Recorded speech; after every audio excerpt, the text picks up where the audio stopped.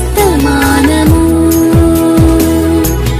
వినుమా ప్రియ నేస్తమా, విని నీవు ప్రభుని విశ్వసించుమా. వినుమా ప్రియ నేస్తమా, విని నీవు ప్రభుని విశ్వసించుమా. Praise the lord. దేవునికి స్తోత్రం. అనుదిన మన్నా అనే ఈ ఆధ్యాత్మిక కార్యక్రమాన్ని వీక్షిస్తున్న ప్రియ సోదరి సోదరులారా, మన ప్రభువును రక్షకుడునైన యేసు క్రీస్తు అతి శ్రేష్టమైన నామములో మీ అందరికీ శుభాలు వందనాలు తెలియచేయుచున్నాను. ఈ శ్రేష్టమైన సమయంలో దేవుని పరిశుద్ధ గ్రంథంలో నుండి రోమీయులకు రాసిన పత్రిక 8వ అధ్యాయం 32వ వచనం, తన సొంత కుమారుని అనుగ్రహించుటకు వెనుక తీయక మన అందరి కొరకు ఆయనను అప్పగించిన వాడు ఆయనతో పాటు సమస్తమును మనకెందుకు అనుగ్రహింపడు. ప్రభునందు ప్రియ దేవుని యొక్క బిడ్డలారా, రోమా సంఘానికి అపోస్తలుడైన పౌలు గారు ఉత్తరం రాస్తూ ఈ 8వ అధ్యాయం 32వ వచనములో దేవుడు తన సొంత కుమారుని మన కొరకు అనుగ్రహించాడు. ఈ భూలోకంలో మనకి ఏది కావాలో అది మనం అడిగితే ప్రభు మనకు అనుగ్రహిస్తాడు.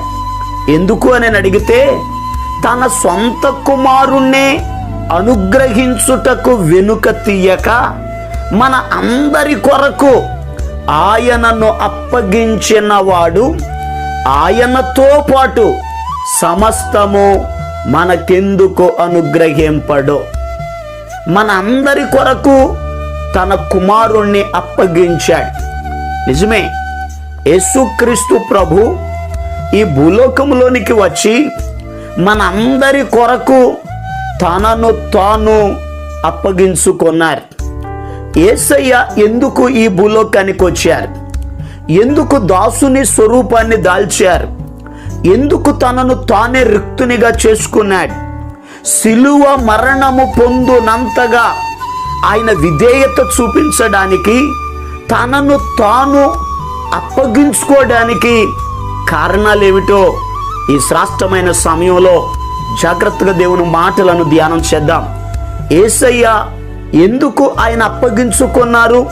పరిశుద్ధ గ్రంథంలో ఎఫెసీయులకు రాసిన పత్రిక 5వ అధ్యాయం 27వ వచనములో ఈ రీతిగా రాయబడి ఉంది, అటువలే క్రీస్తు కూడా సంఘమును ప్రేమించి అది కళంకమైనను ముడతైనను అట్టిది మరి ఏదైనాను లేక పరిశుద్ధమైనదిగాను నిర్దోషమైనదిగాను మహిమగల సంఘముగాను ఆయన తన ఎదుట నిలువబెట్టుకొనవలెనని వాక్యముతో ఉదక స్నానము చేత దానిని పవిత్రపరచి పరిశుద్ధపరుచుటకై దాని కొరకు తన్ను తాను అప్పగించుకొనెను. ప్రభునందు ప్రియ దేవుని యొక్క బిడ్డలారా, అపోస్తలుడైన పౌలు గారు ఎఫెసు సంఘంతో చెప్తున్నారు, సంఘమా, ఈ సంఘము పవిత్రంగా ఉండాలి, పరిశుద్ధముగా ఉండాలి.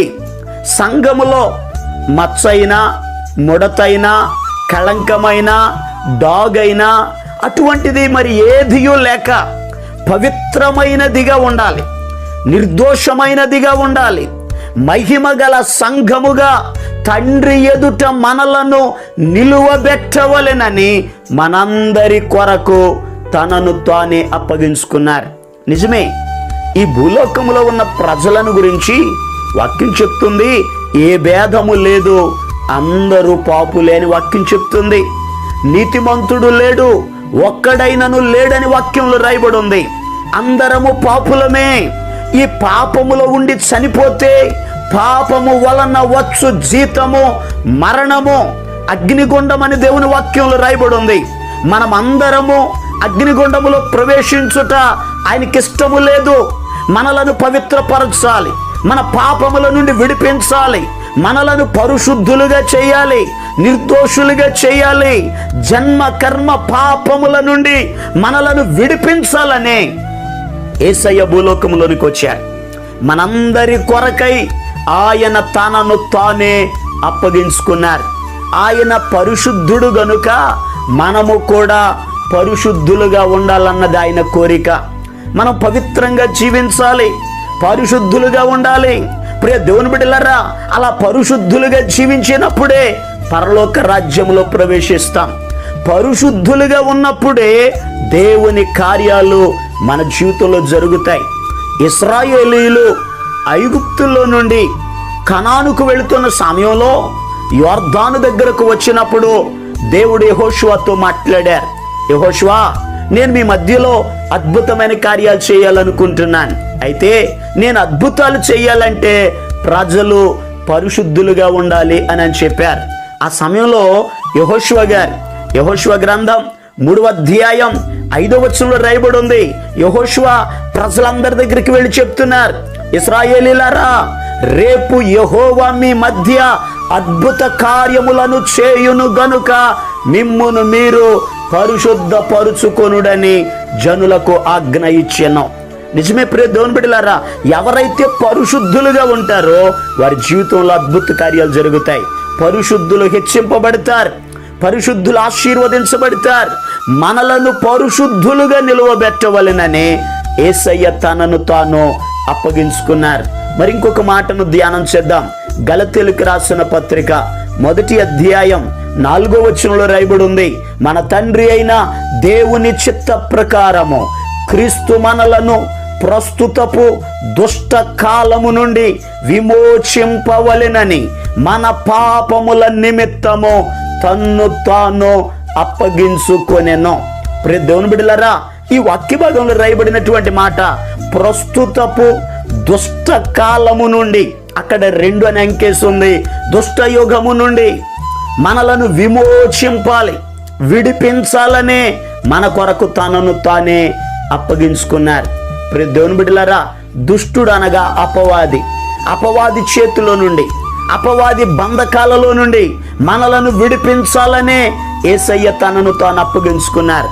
అపవాది లక్షణం ఏంటంటే పాడు చేయుట. యోబును పాడు చేయాలని చూసింది. యోబు ఇంటి చుట్టూ దేవుడు కంచెను వేశారు. ఈరోజు ప్రియ దేవుని బిడ్డలారా, అపవాది లక్షణం పాడు చేయడం, దేవుని లక్షణం బాగు చేయడం. మళ్ళా బాగు చేయాలని ఆయన మన కొరకు తనను తాను అప్పగించుకున్నారు. 3వదిగా ఎఫెసీయులకు రాసిన పత్రిక 5వ అధ్యాయం 2వ వచనంలో రాయబడి ఉంది, క్రీస్తు మిమ్మును ప్రేమించి పరిమళ వాసనగా ఉండుటకు మన కొరకు తన్ను తాను దేవునికి అర్పణముగాను బలిగాను అప్పగించుకొనెను, అలాగున మీరు ప్రేమ కలిగి నడుచుకొనుడి. ప్రియ దేవుని బిడ్డలారా, వాక్యంలో రాయబడి ఉన్న మాట, క్రీస్తు మిమ్ములను ప్రేమించారు, మీరు పరిమళ వాసనగా ఉండాలి. ఎందుకనగా సువాసన కలిగిన వారిగా మీరు జీవించాలి. అందుకే యేసయ్య తనను తాను అప్పగించుకున్నారు.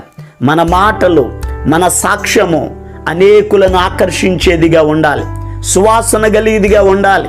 అలా ఉండాలనే ప్రభు మన కొరకు తనను తానే అప్పగించుకున్నారు.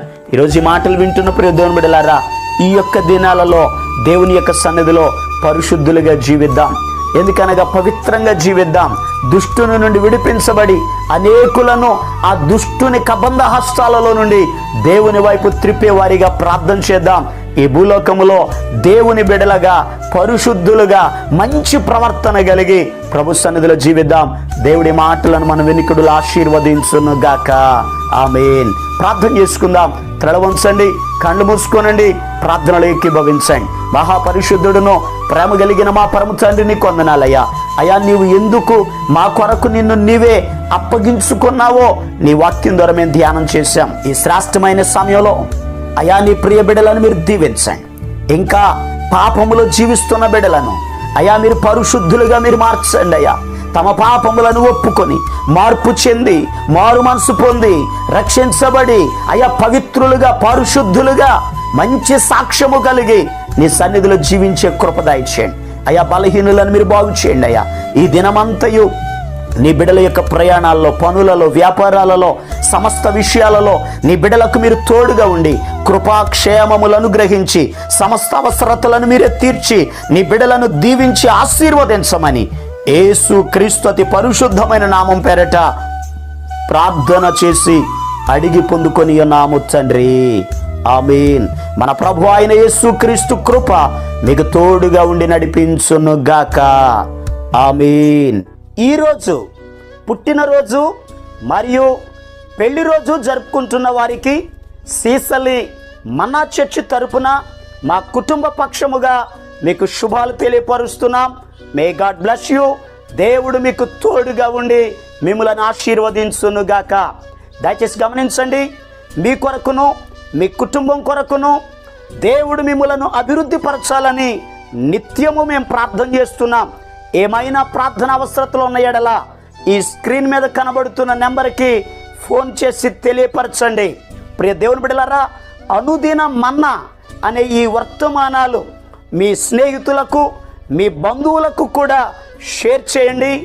మన్నా చర్చ్ సీసలి అనే ఈ యూట్యూబ్ ఛానల్ను సబ్స్క్రైబ్ చేయండి. అందరికీ వందనం. బాసిల్లేను సిలువలు పాపక్షమా యేసు ప్రభు నీ దివ్య క్షమా.